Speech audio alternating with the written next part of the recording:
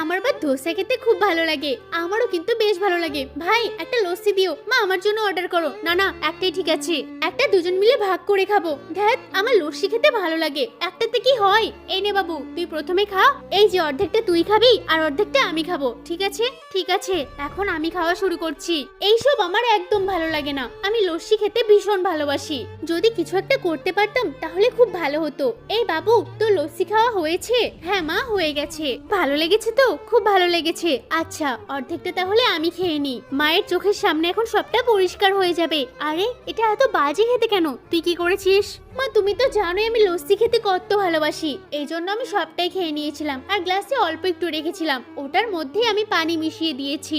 এমনটা না করলে তো আমি পুরো লস্যিটা খেতেই পারতাম না। এই জন্য তোমাকে এটা দিয়েছি। তুমি রাগ করো না প্লিজ। তোর জায়গায় যদি তোর বাবা থাকতো না, হেব্বি মার দিতাম। তোকে আর কি বলবো, যা করেছিস ভালোই করেছিস।